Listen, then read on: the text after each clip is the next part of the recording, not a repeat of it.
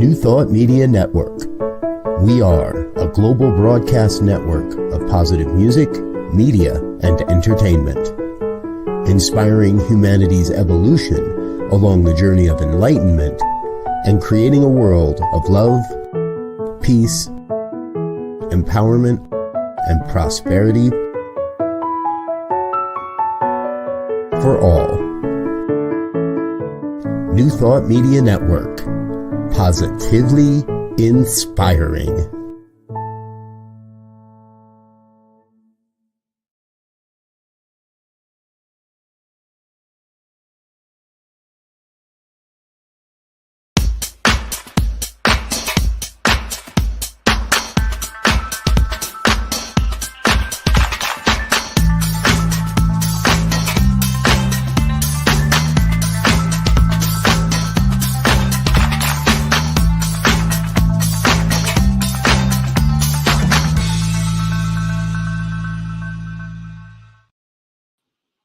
Why, hello there. It's me, yes, me, Bonnie Gonzalez, your doula for grief. Good afternoon, good morning, whatever time you've tuned in. I hope you're having a wonderful time. So I just want to thank you for joining me today. And if you are returning, oh, what fun we can have, what delicious conversations we can delve into. And if this is your first time, welcome, welcome, welcome. And I want you to know that you have come to the right place to start your journey of recovering from grief. And what I want you to do is really make this hour yours. Be a part of the conversation, the dialogue. Drop a comment in the comment box or a question. Would just be so happy to hear from you.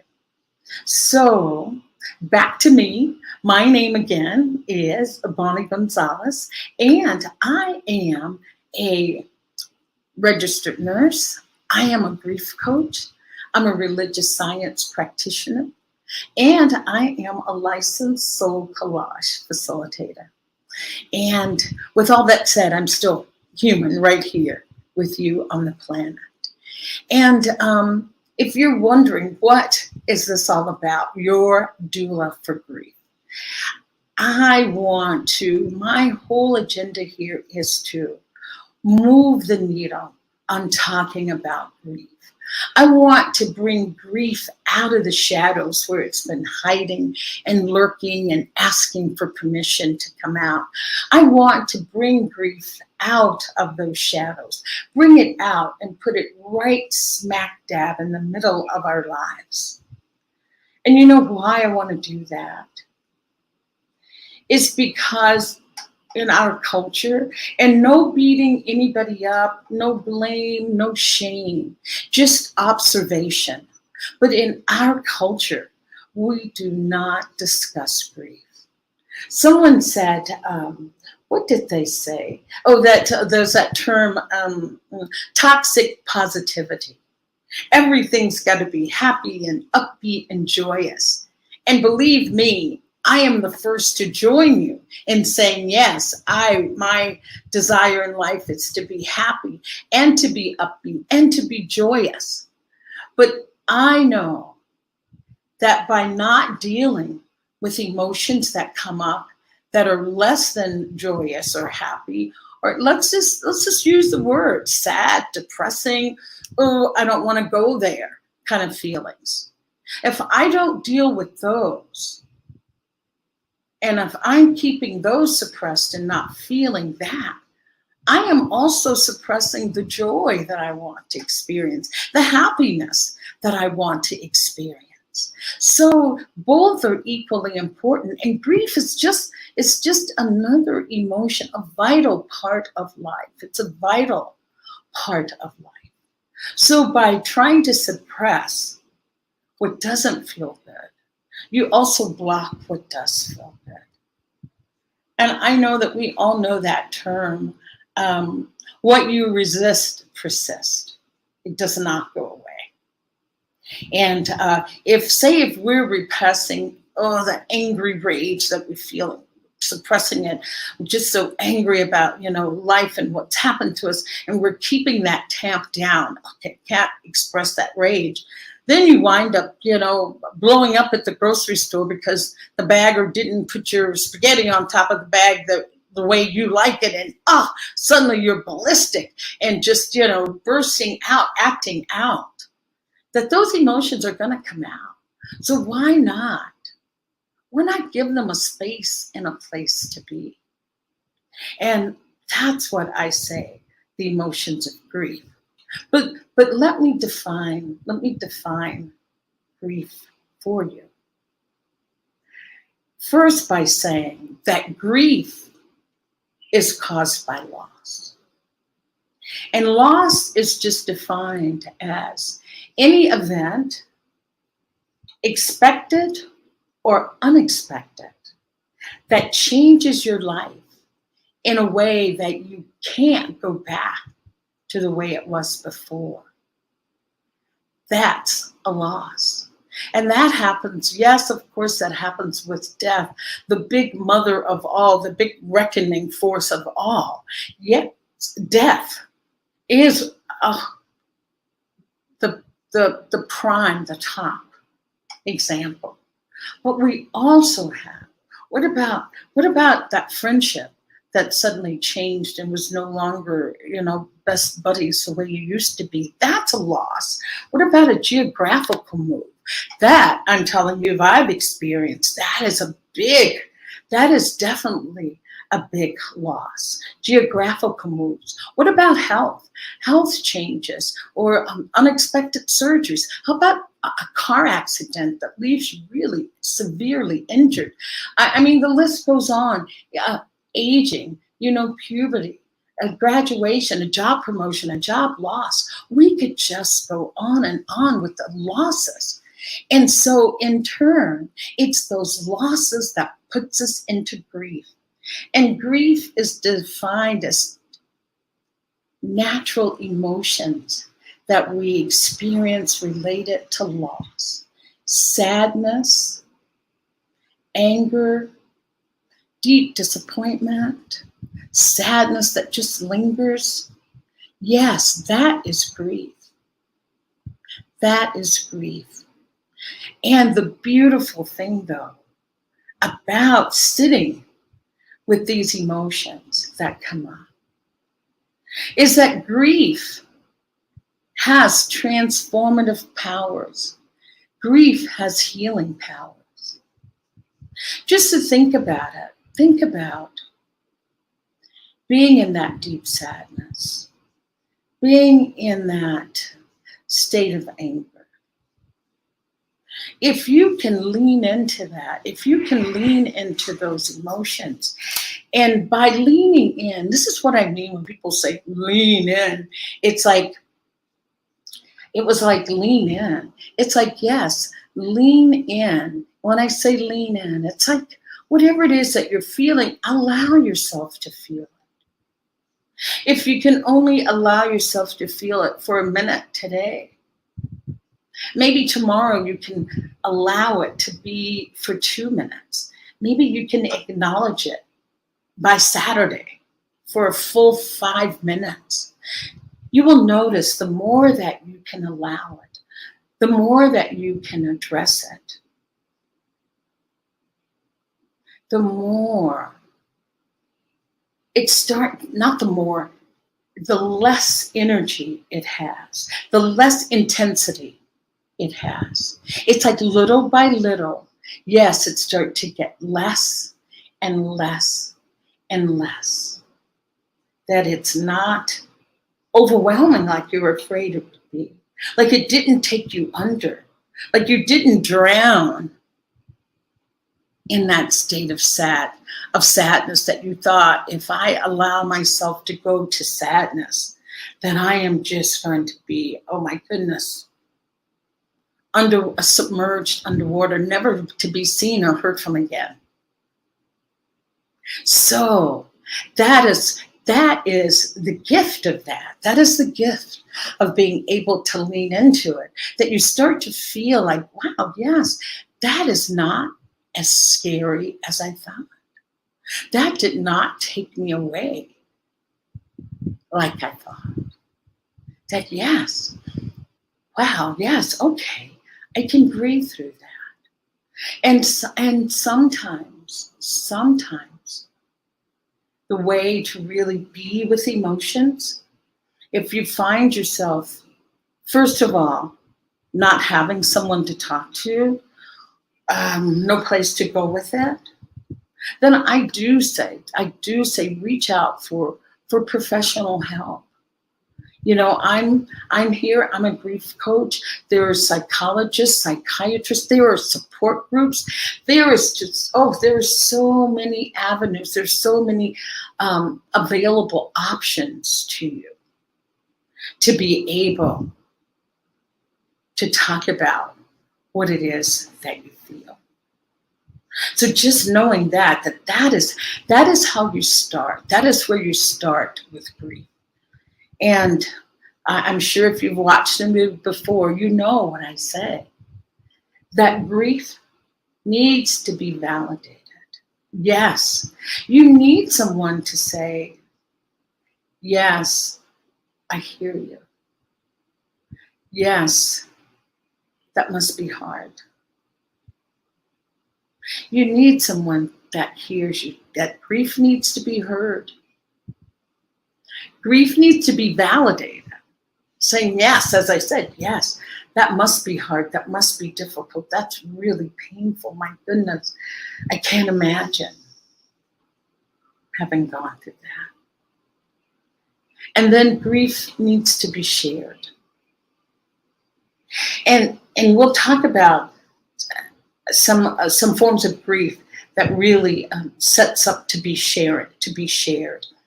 And we'll do that. We'll probably have a break and come back to that. But what I'm saying is that grief needs to be validated. Grief needs to be heard, and grief needs to be shared. And so with those things, that is how we start to move through this grief and start to move through to find that the transformative powers of grief. Yes, transformative power of grief. And when I say that about transformative powers, there are so many guests that I have had on the show that will share, will validate this. That once you move through grief, you come out on the other side. You are truly, truly a changed person. Some people have just these marvelous gifts and talents that they unearthed because of the grief. You know, grief has that ability to get your attention like nothing else in life can. Grief gets your attention. It just grabs me like Bonnie by the shoulder. What is it that you're going to do now? Now that this has happened, Bonnie, what are you going to do? Where do you want to go? What do you want to be? The only thing I can think about sometimes is when I'm in the middle of my own grief and grieving. It's like when it gets my attention and it's like, Bonnie, what do you want? It's like, grief, I want you to go away. That's what I want. I get lost. Come back another day. Pick on somebody else. But I know with my own experience of moving through grief that when it comes, it really does get my attention. For example, and I won't get too personal, but just some things. Mother's Day. Did we just talk about? We talked about Mother's Day last week, and it is, for me and for so many people, a truly, truly bittersweet day. Bittersweet day. You know, I lost my mom, it's been seven years ago, which isn't that long ago when you consider how old I am. I had my mom for a super long time. But still, yesterday, my niece was so sweet and sent to me a picture of me, my mom, and my sister. And my sister is also transitioned. And it was like, oh my God, it was such just looking at that picture, it was just taken in a happy moment. And it was like, grief just like said, here I am. And in that moment, I thought, I want these two beautiful women back. I want these two beautiful, my mother and my sister back. I want that right now. I want that. But I allowed myself to look at that picture and just to feel what came up, just to feel it, just to allow it to be. And for me in that moment, yes, it was sad. But yeah, I know this probably is an oxymoron, but it was a good sad. It was a sad that talks about that part of grief.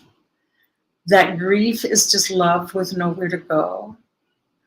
Or this one I like even more. Grief is just love persevering. I got to just lean into that sweet grief, looking at that picture, remembering the day, the time, the moment that the picture was snapped. And it's like, yes, I was truly sad. And it's like, what did I want? Yes, I wanted them both to come back. Yes, I wanted the sad feeling of grief to go away. But I just allowed myself to love on the grief, to love on the grief, to say, yes, this is just love persevering.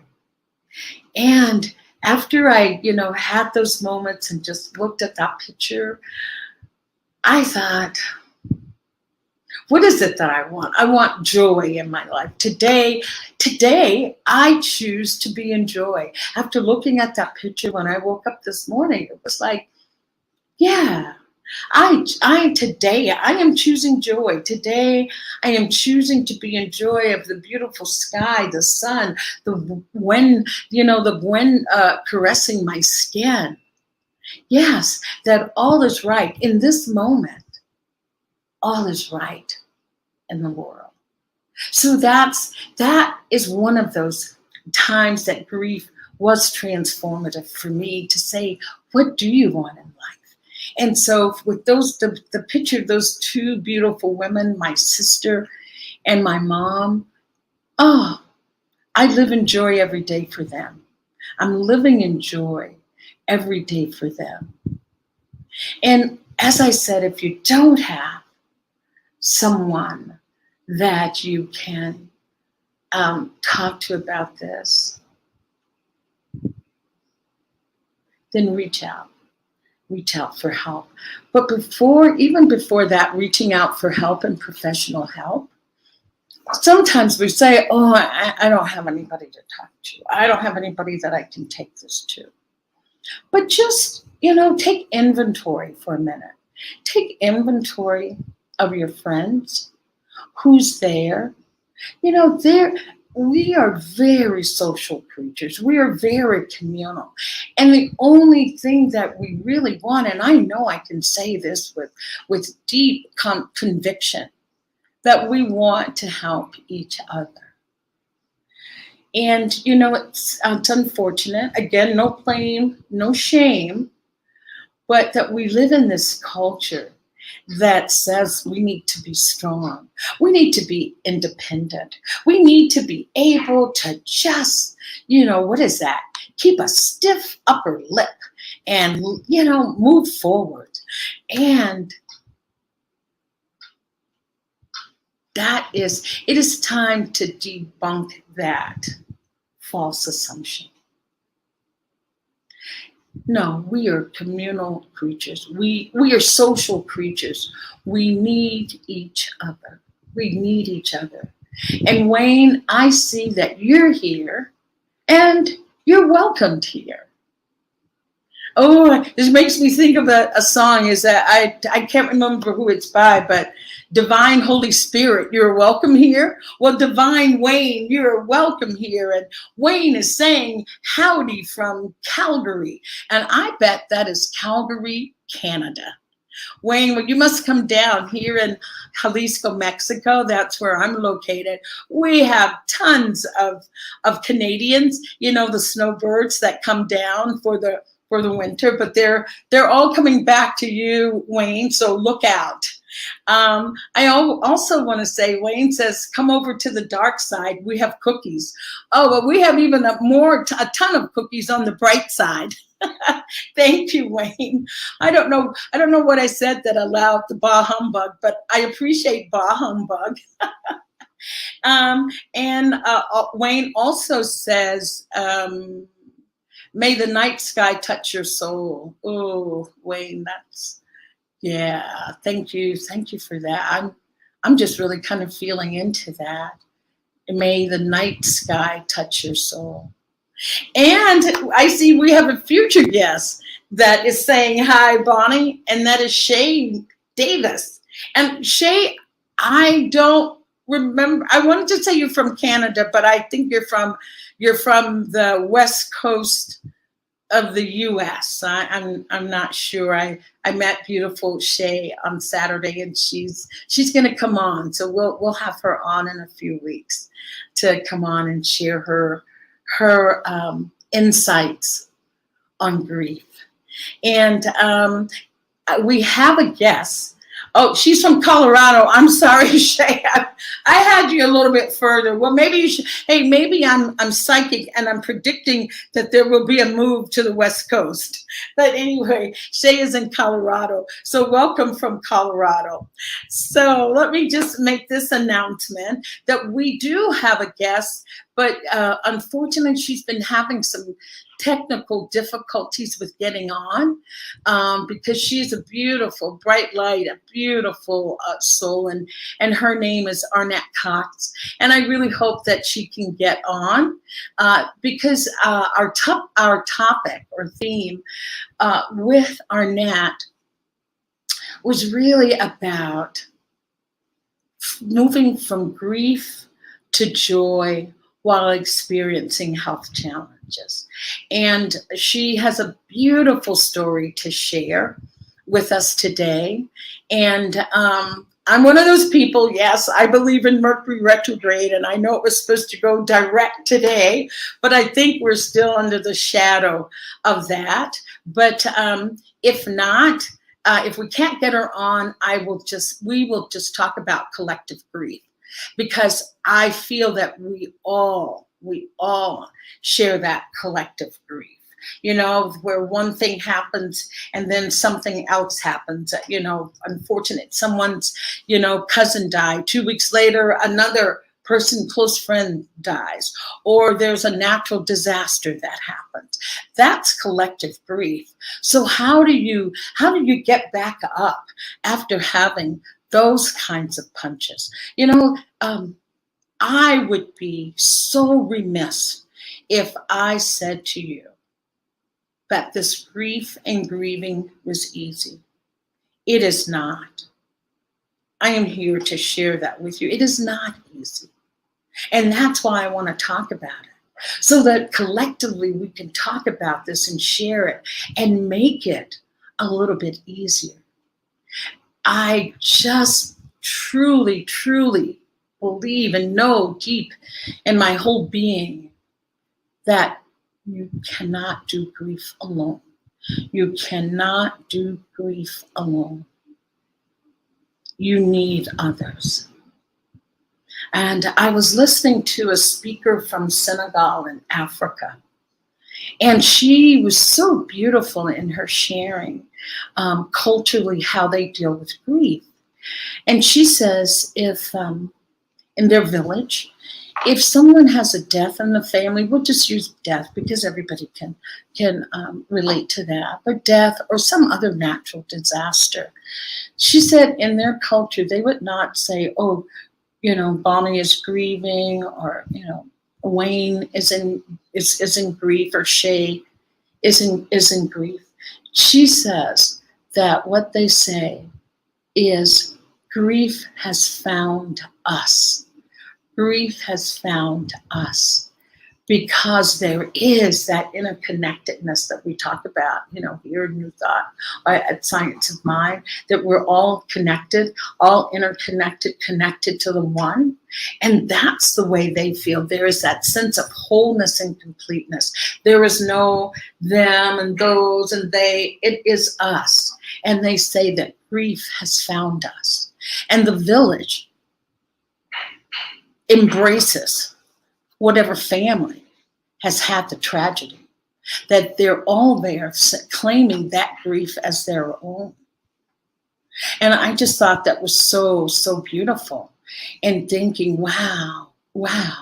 One day, I know that it can be that way again here in our own culture, because I am sure that my talking about grief is allowing other people to start talking about grief. And so with that, I am going to take a break, and I will check in with Joe to see if our guest is backstage. And if she's not, I know Spirit's got something wonderful cooked up for us. So anyway, come back, and we'll either have our guests or we'll do collective grief. I'll see you in a few. Thank you. Thank you, Joe.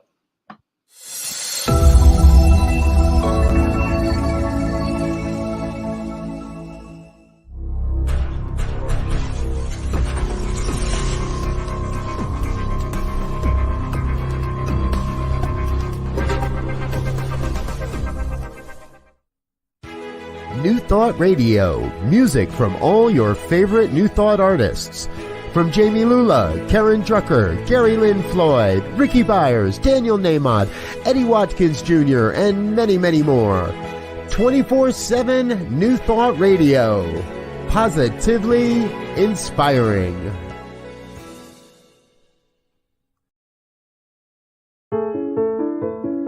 New Thought Media Network.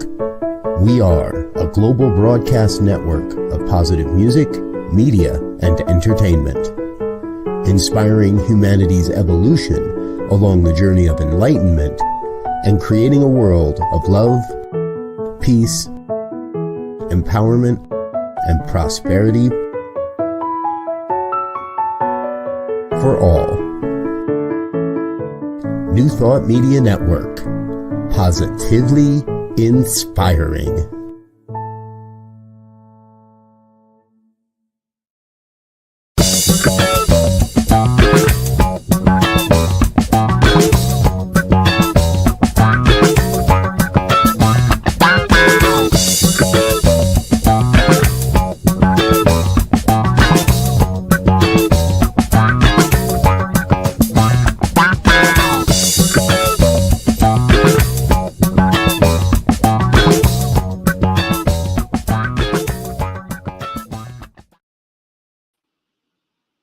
Hello, it's me. I don't have my guest just yet, so I am just sending my guest well wishes and thanking her for her big yes. So Arnett, if you can come back at any time, if you can log on at any time, we'll bring you into the show.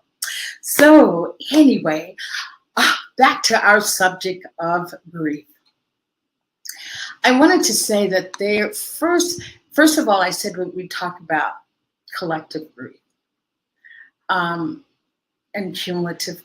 Well, there's so many different forms of grief. Let me put it that way first. There's something called anticipatory grief. And that happens when you know that a loss is coming, that it's coming. We'll take, for example, maybe you're going to move. You're going to be moving across the country.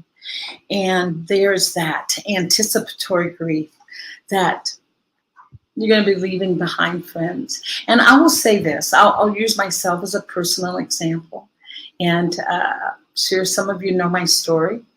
In 2020, we were just living a wonderful, happy life, and the pandemic came. And then suddenly we had to move. We had to relocate. And it was the middle of the pandemic. And I just got this in the middle of the night, a voice from the divine that came down and said, we were living in California. This voice said, okay, Bonnie, give everything away. Move to Ireland. I have a daughter in Ireland. Move to Ireland. You'll be very happy there. And it was so clear. And I, woke my husband up and I said, Tito, how would you like to move to Ireland? And he's like, oh, yes, baby, let's do it. So, and this was in June, and we finally moved in September to Ireland. But during the time of, giving everything away, knowing that that there would be friends that I wouldn't see, and maybe some friendships would be lost. Going to unknown, not knowing where a grocery store is, not having your friends that you can run out and have coffee with, all that, just that anticipation of leaving behind your known life. And I was happy with my life. It wasn't because I was leaving it because, I don't want, to be in California anymore. That wasn't it. And so there's that type of anticipatory grief. And that was difficult to move through, but I'll talk about some things that I did, or some things that you can do as you're moving through any type of these forms of grief. The other one is collective grief. And collective grief is when we're all suffering the same loss. Be it like a natural disaster, like when we heard about those earthquakes, what was that, Syria and Turkey, and oh my goodness, so many loss of lives. And, we have television now that allows us to see what's going on the far side of the world. There's the war in the Ukraine that we get to bear witness to. That's a cumulative, that affects us all, that war, natural disasters, and horrific incidences that we hear about, different mass shootings, and we all are touched by those things.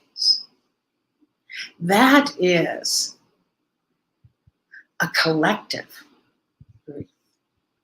And that's when, and there's a part of that type of grief that has this positivity to it. The positivity part of the healing aspect is that because we're all so touched by that, we get to talk about it.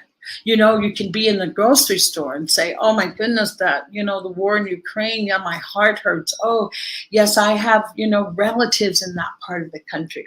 Or yes, I was supposed to travel to that part of the country and I can't go.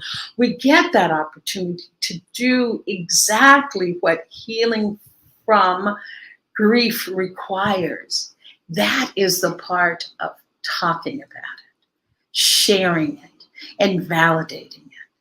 So that type of grief, the collective, where we're all involved, allows us to really have dialogue, to be in communication with each other, and helping each other to move through that. The other aspect, another form of grief that we can have, is that cumulative. And that's what I talked about a little bit before. I said you keep getting punched, you keep getting like one loss after another loss. And it's like, oh my goodness, how many losses? How much more of this can I take? It's like that for so many people is a truth.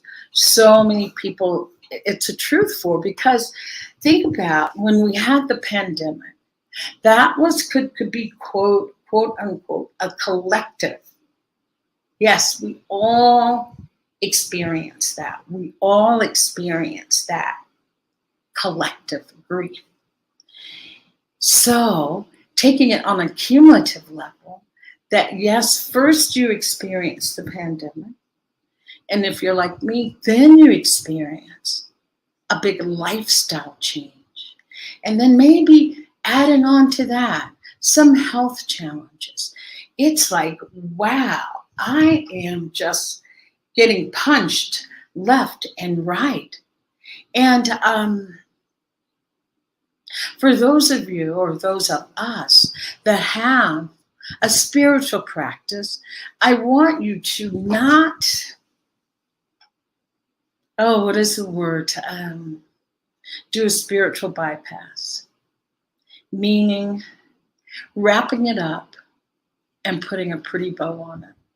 Yep. Oh, that's life. That's life. Your reward comes later and it's all well. Yep. We're going to, yes, this is it. We're just, yes, this is life. And then there's something good on the other side of this. Yeah, there's something good on the other side of it. Yes.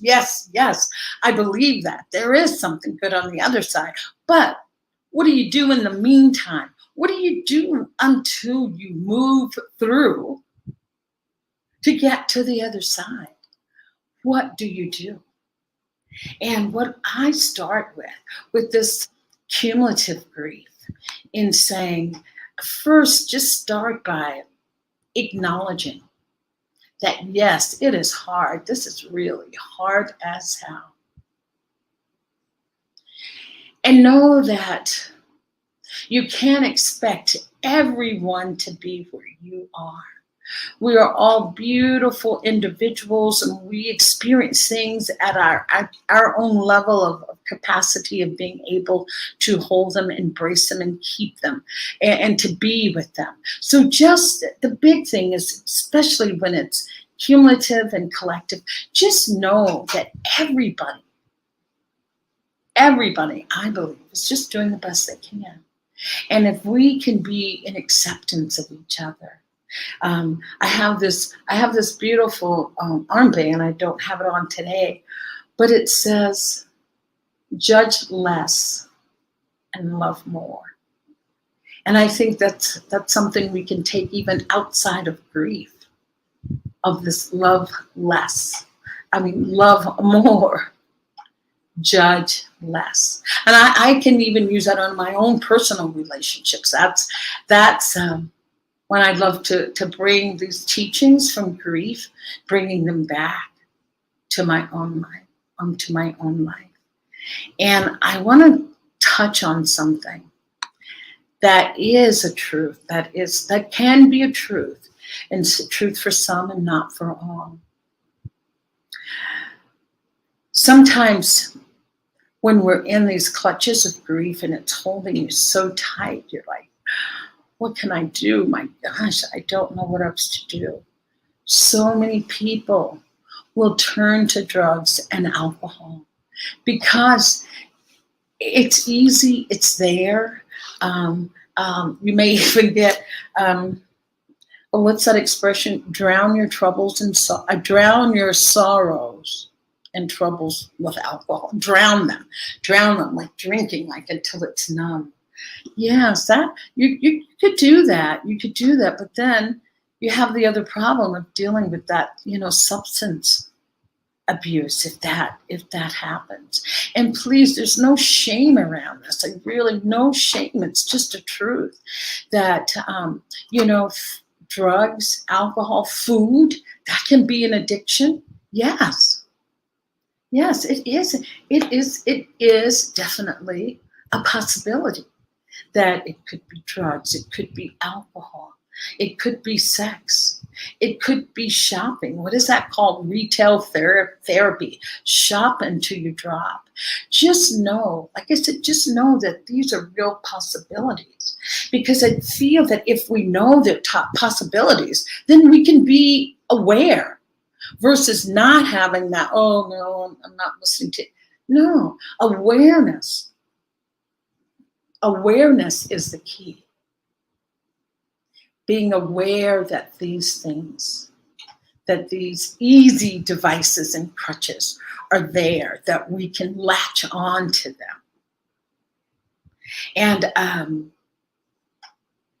I had a friend who was going through something like that, difficult time. And what she chose to do, and this was her choice. I could understand that sometimes we do need to just get away. And she said, I'm going to go visit my cousin in Philadelphia for a month. And hopefully when I come back, this will be all over. that this situation will be all over. And I can only say you have to do what you need to do to take care of yourself.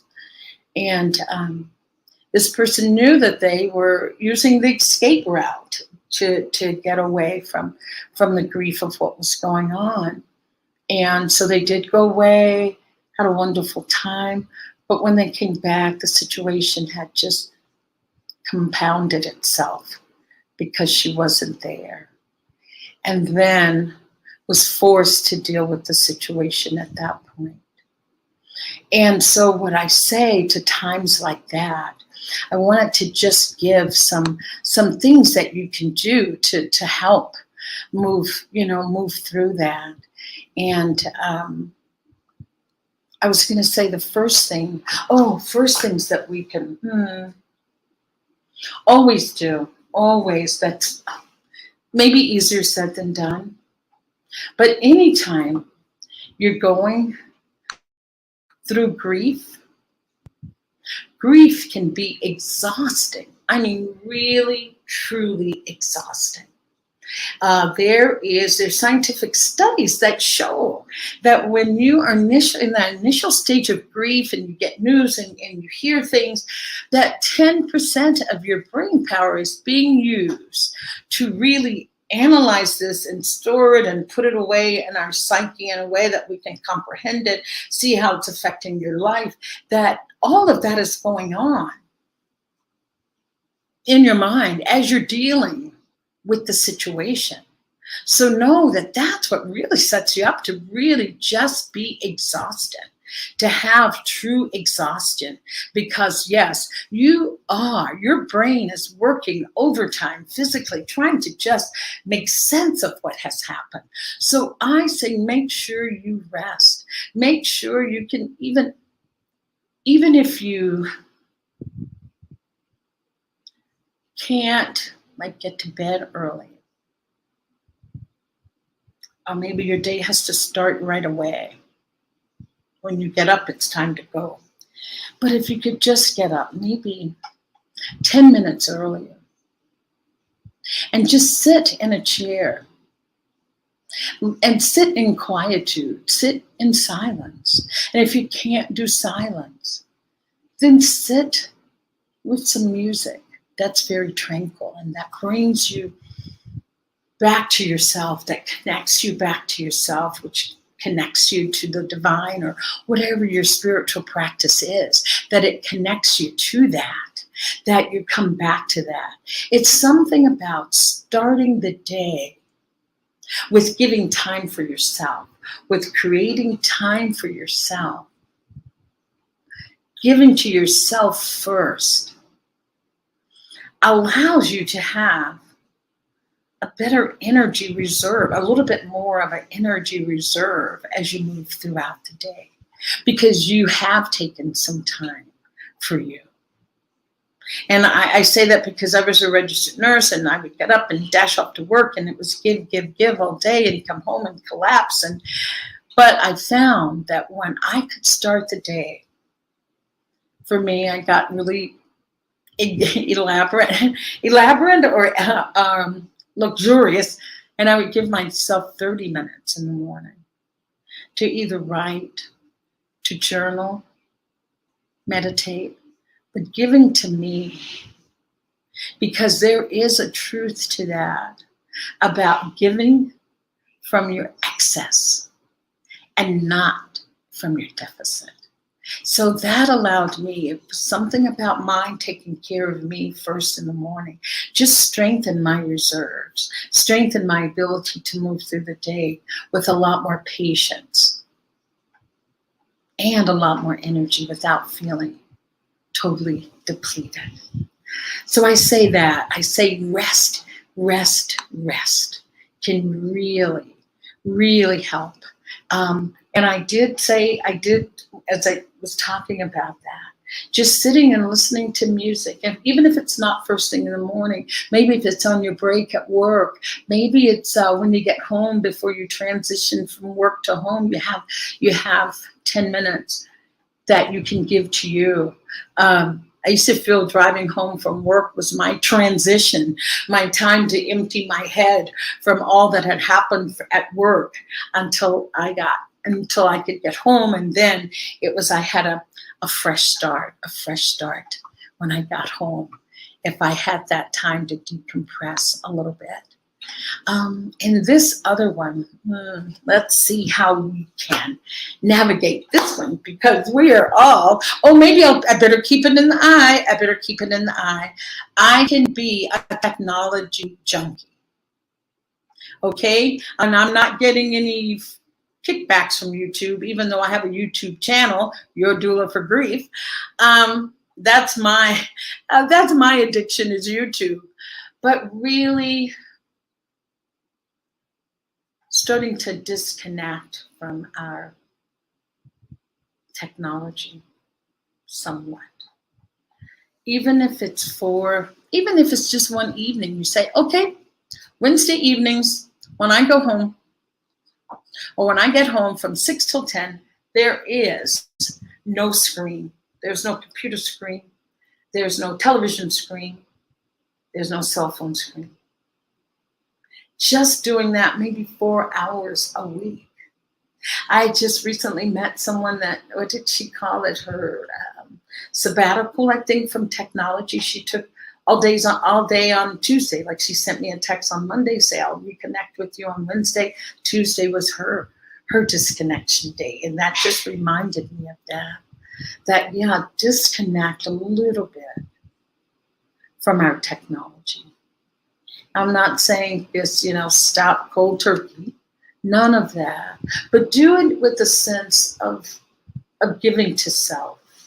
Not that you're denying yourself anything. You're giving yourself a mental rest. You're giving yourself a mental rest from the screen. Do that. You can try reading a book during that time. Listen to me telling you what to do. We're all adults. You can read a book. You can go for a walk. You can, did I say call a friend? I said no phone. So no calling. So just find time for you. Make that time your time. And if you can only start with 30 minutes a week, start with that. Build up to the 4 hours. Do it over a period of time. And then, document what happens. Document what happens when you do this, when you disconnect. What are some of the things that came up? What did you see? Who did you bump into on the street because you weren't looking at your phone? So that is one thing that you can do. As you move through this, I call it sucker punched by grief, when it's just really there. And take a walk. I know lots of people love to garden. That can just be a really healing and meditative time when you're in the dirt, hands in Mother Earth's bosom, the bosom of Mother Earth. So that definitely can be something that you do. And I want to come back to this. This is about, I see we have Bethany. And Bethany she's sharing with us what she does. A few hours before bedtime, I turn off the computer and read and meditate and just enjoy being myself. Contemplation is actually a fun process. Oh, Bethany, thank you for that. Bethany, I so appreciate that, because what I have found myself doing lately, I am not an early to bed person, Bethany, but I have found this, that I go ahead, I get ready for bed, and like you, I get in bed and I read, or sometimes I have found myself being able to just be with my own thoughts, I've always been guilty of saying that I'm my own best company, that nobody can make me laugh harder than I can make myself laugh, or I love my thoughts. So Bethany, thank you for that. Thank you. And I wanted to, from Bethany's point of view, getting in bed and contemplation. Yeah, sometimes there's finding books that really speak to you.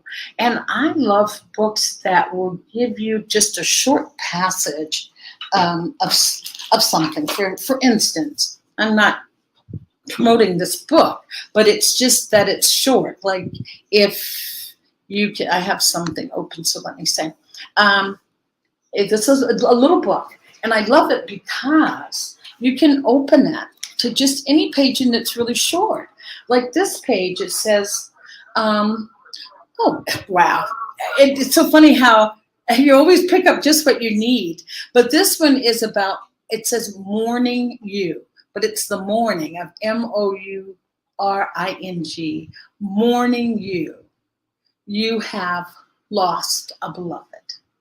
And it's just really short. It says, at least that is how it feels to you. In reality, your beloved lives on. Death is but a portal to a new and expanded life. Life survives death. You can make contact with those who have passed beyond. Take pen in hand, address a loving note to your beloved. Listen for a reply. Loving words will come to you. Your beloved loves you still. Oh my gosh, this is, I'll just tell you, it's by Julia Cameron. I love her. She did The Artist's Way, and it's called Life Lessons. And it says 125 prayers and meditations. So, when we talk about reading, some people think it's got to be an entire novel, but just pick up something quick like this, and it's something to contemplate.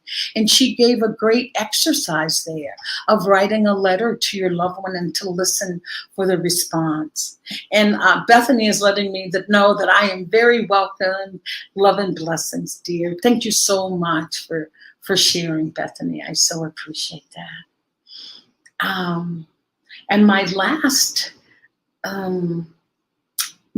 bit of advice that I'd like to offer when you're moving through this cumulative grief that is just piling up and heavy, and you can do those with any time. Any of this can be used at any time during any stage or form of grief. I am just using cumulative grief today as a theme, since my guest, we'll have to reschedule her and get her back, because I know you're gonna love her story. But the last one that I want to go over with you is a ritual. Rituals are very, very powerful. Rituals, you can create your own ritual, whatever it is that you want to do. For whatever the loss is, you can create a ritual.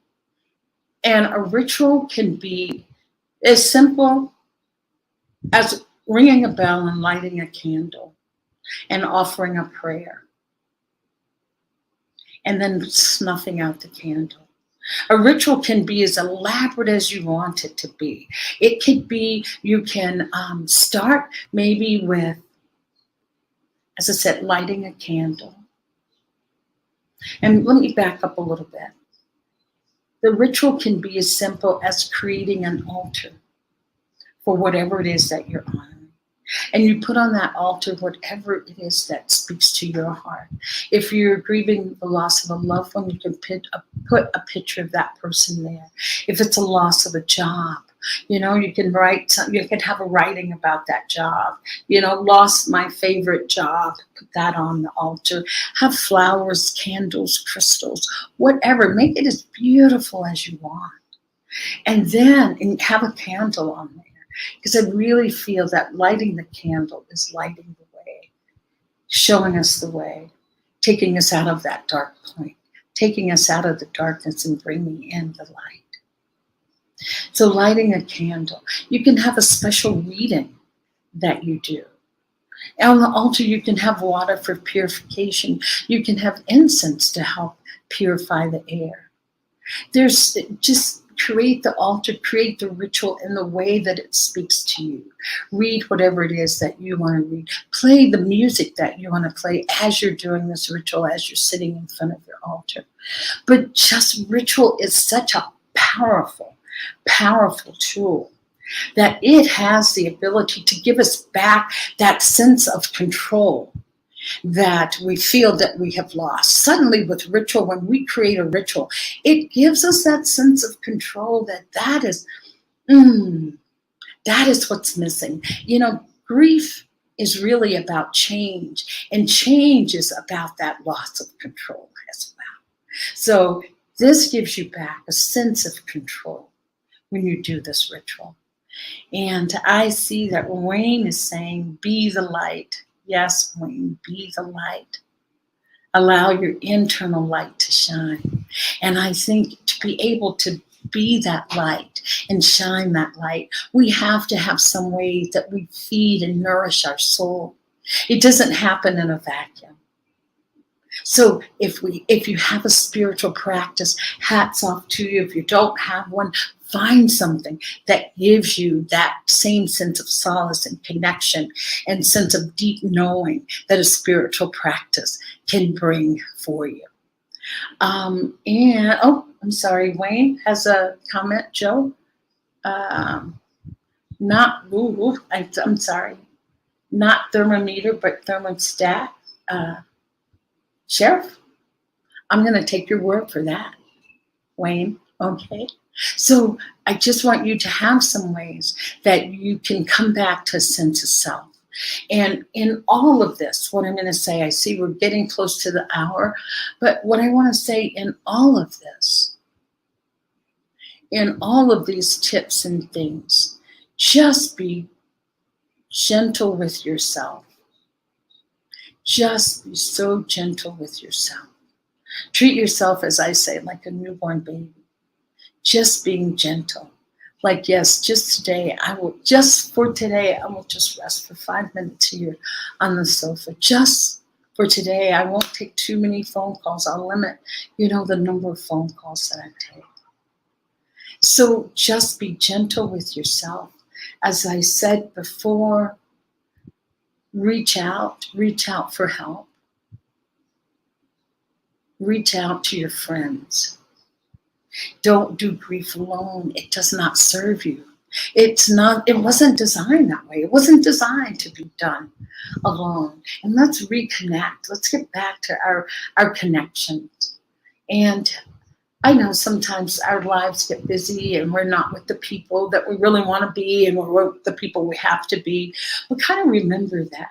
Am I surrounding myself with people that really allow me to be the best that I can be, that bring out the joy?